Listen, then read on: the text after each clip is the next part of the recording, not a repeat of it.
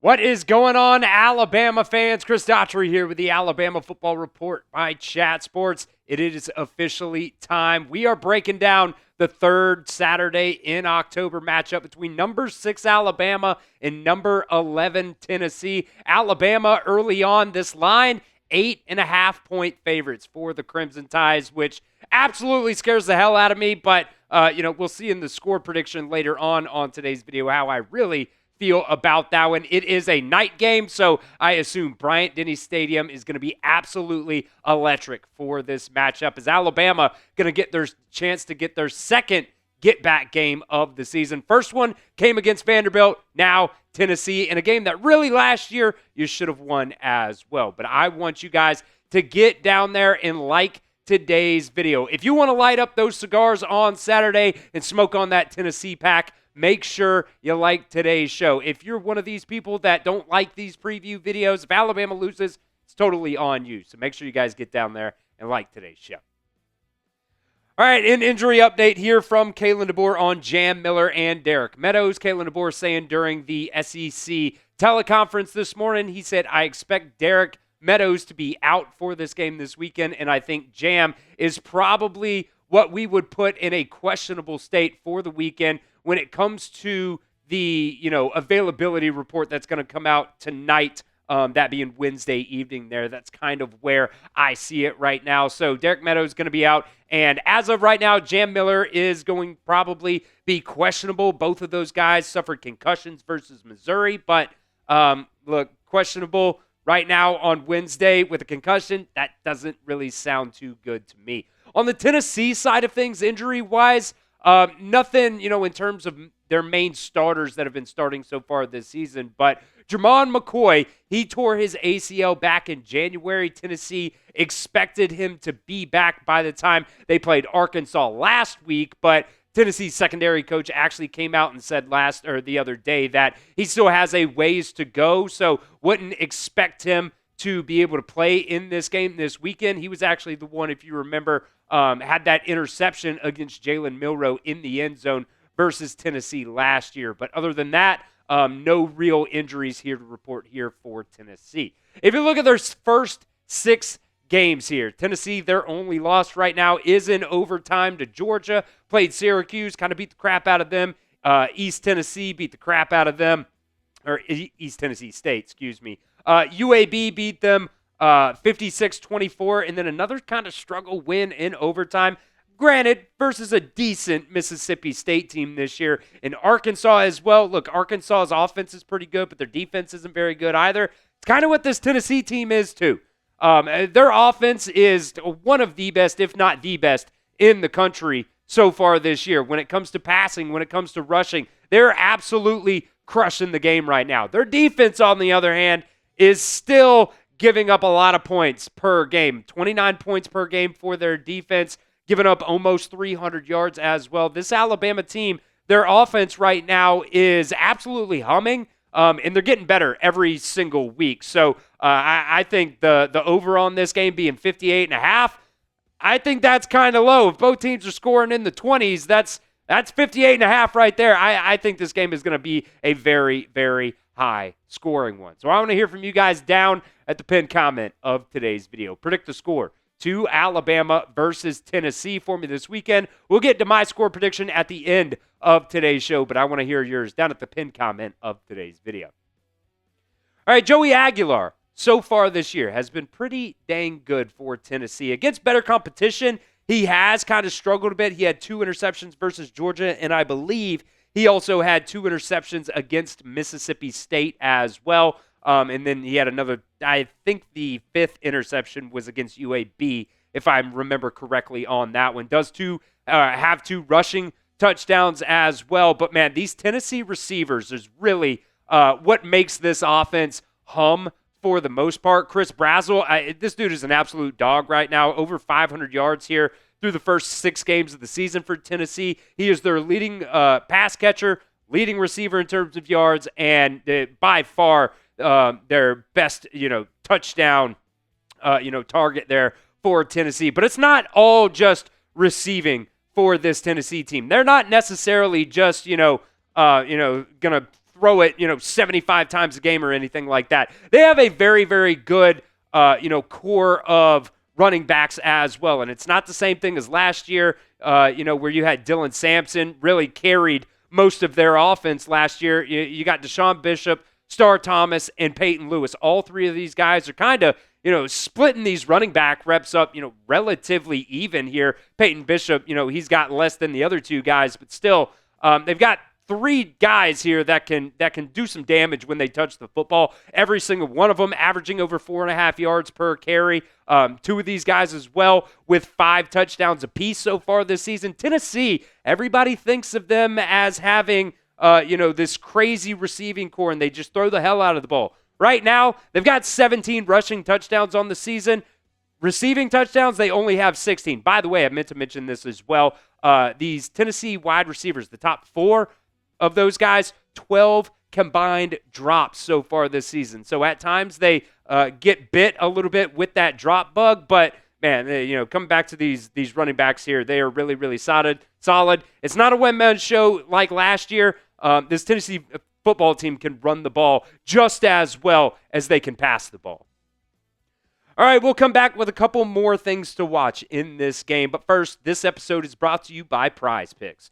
You and I make decisions every single day, but on Prize Picks, being right can get you paid. Don't miss any of the excitement this football season on Prize Picks, where it's good to be right. Prize Picks is the only app that offers stacks, which means you can pick the same player up to 3 times in the same lineup. You want more than on Josh Allen passing yards, rush yards, and touchdowns. Now you can pick all of them in the same lineup only on Prize Picks. I have been busy here today, and so I actually had to reach out to our Tennessee football talk host, Joey Peterson, and asked him if he had a Prize Picks lineup that I could use for this video today, and he sent me this one. So if you do not like these Prize Picks selections here, make sure you get down there and type F Joey down inside the comment section. He's got Chris Brazzell going more than on the longest reception, 26.5. Joey Aguilar, more than passing yards, and Ty Simpson, less than passing touchdowns. I'm telling you guys, I didn't pick these. This was all Joey. So if you don't like those, which I don't like those, I'll probably get down there and type the same thing. You can get down there, type F Joey down in the comments section of today's video. Prize Picks, I use Prize Picks for so many different types of sporting events, guys. It doesn't matter if it's professional football, baseball, basketball, MMA, so much more. If you guys know ball, Prize Picks is a ton of fun, and you can win real money all season long. Download the Prize Picks app today and use promo code CLNS to get $50 in lineups after you play your first $5 lineup. That's promo code CLNS to get $50 in lineups after you play your first $5 lineup. That link is down in the comments section of today's show. It's also down in the description of today's show as well. Prize Picks. It's good to be right.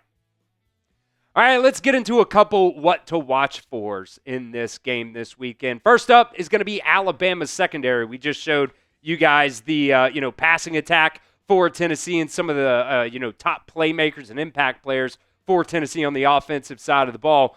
Look, man, Chris Brazzell, he is a certified dog. He's massive, too.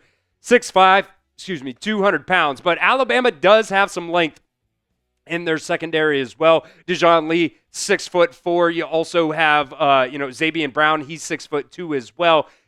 Tennessee has this perception that they're just this super pass-heavy offense, but, they still run the ball a lot. It's not just a one-man show like we talked about earlier with Dylan Sampson. And they are, getting it done with 3 guys, and that allows them to do a lot of play action. That's been the majority of their offense so far this season. 58.8% of the time, according to PFF, Tennessee is using play action. 4 of Joey Aguilar's 5 interceptions so far this season come when they don't run play action. So, number 1, can this secondary hold up with the receivers? Number 2, these safeties cannot get sucked in on some of those play action plays. They can't come down to try to make a play in the run game because Bray Hubbard, Keon Sabb, they're always trying to look to come downfield and make some tackles, help you out in the run game. So you can't get sucked in because of that play action because you're just going to end up getting beat over the top. Number 3, I wonder who actually starts at that other side, at that cornerback position. Is it going to be Damani Jackson or is it going to be Dejon Lee? I think that's going to be a real big question mark in this game. You got the veteran in Damani Jackson, who has kind of struggled a little bit here in the past couple of games. Then you got the 5-star true freshman Dejon Lee with a lot of length for him, who has just been getting better every single game. So, I have confidence in this Alabama secondary. I think Tennessee is going to get theirs. I think this is going to be a high-scoring game. It's just, can Alabama secondary step up? Maybe they get a couple interceptions in this game as well. So who do you guys think will be smoking cigars late on Saturday night? Let me know what you think. Type A for Alabama or T for Tennessee. Look, if you're at this point in the video, you're probably an Alabama fan, so get down there and spam your A's down in the comments of today's show. What to watch for, number 2. This one's kind of a joke, but, kind of not at the same time. This Caden Proctor package, the crispy package, as they want to call it now, because Caden Proctor's a big old boy. He loves some Krispy Kreme. I need a Caden Proctor touchdown pass like I need air this week. It's the next logical step in this package for Caden Proctor right now. He has caught a ball, got a couple first downs. He's lined up at the Wildcat position now. I need this man to hit a Tim Tebow jump pass to Tim Keenan. That would be absolutely electric. It would be absolutely psychotic. This is the thing I kind of threw at Tom and Billy here in the studio earlier. Ryan Grubb would be in his bag if they had some kind of package where, you had Jaden Roberts and Tim Keenan both lining up as kind of those lead blockers, and then you have Caden Proctor back at the Wildcat quarterback. That would be insane. F the tush push. Ain't nobody stopping Jaden Roberts, Tim Keenan, and Caden Proctor getting into the end zone. And Tim Keenan, the reason I bring him up is because yesterday he was actually asked about the crispy package and if we're going to see him get involved in that at some point this season. He said, I'm telling you, you'll see it on Saturday once it happens. If it's in discussion or whatever. I ain't going to say nothing. Just know it's going to be a touchdown whenever it happens if it ends up happening. That's why, I ended up bringing up Tim Keenan in this one. It would be absolutely electric if you got a Caden Proctor, Tim Tebow jump pass to Tim Keenan this week. I think it's the logical next step in the elevation of this evolution of this crispy package. I would absolutely lose my mind if we saw big man to big man touchdown in this game this weekend.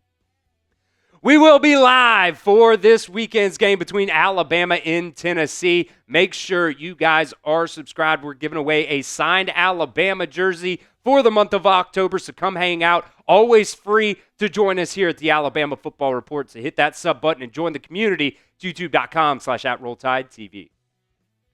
All right, what to watch for, number 3? Kind of getting a little bit more serious on this front here.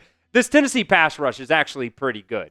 Ty Simpson has been really, really good, if not great, so far this season against the blitz. And teams just keep doing it. I don't know why, but it just does not work.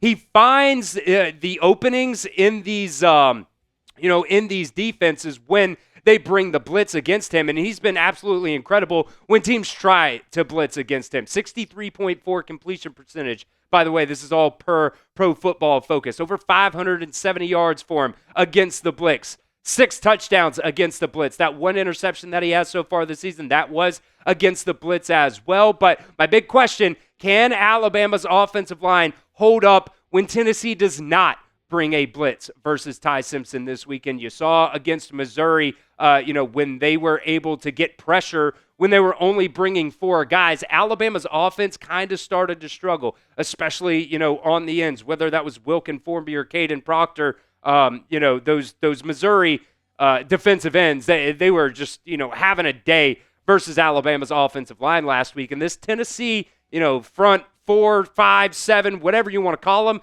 they've been having a really, really solid start to the season, so far. Really, the crux of this, Tennessee defense being really, really, mediocre so far this season has mainly been their secondary. Their interior guys have been really, really good. Dominique Bailey, defensive tackle, he's got 12 pressures so far this season, 4 sacks for him, 4 TFLs. 12 pressures for an interior guy is pretty ridiculous. Only 8 games throughout 6 games through the season so far. Bryson Eason, he's also got 6 pressures at that defensive tackle spot. Joshua Josephs, he's actually forced 3 fumbles so far this year as well. He's got 18 pressures, 5 sacks. These guys get to the quarterback and they move them off their spots. So can this Alabama offensive line hold up against this Tennessee front? All right, my score prediction in this game this weekend, I'm going to go Alabama